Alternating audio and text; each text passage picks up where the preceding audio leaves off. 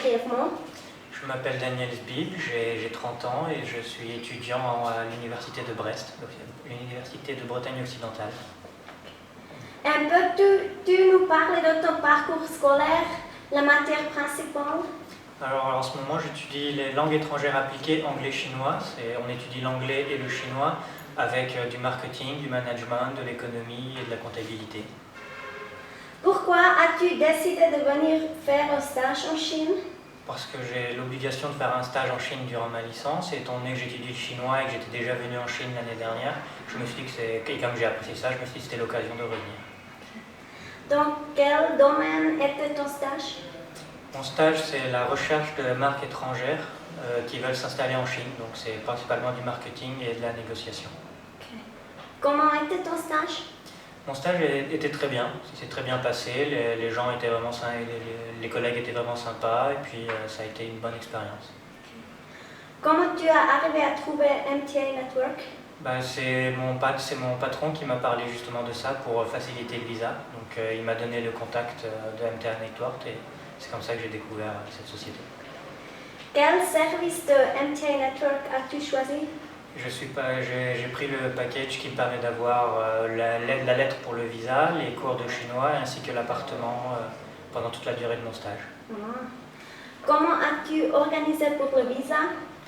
Pour le visa, j'ai envoyé tous les papiers qui m'avaient été demandés par MTA Network. Comme ça, j'ai eu la lettre. Et puis une fois que j'ai eu la lettre, je suis passé par une autre compagnie pour faire le visa plus rapidement et pour éviter d'avoir à me déplacer sur la capitale, Paris. Où est-ce que tu habitais? En Chine, j'habite pas très loin d'ici, à Jiangxi, dans un appartement en colocation. Comment était l'appartement?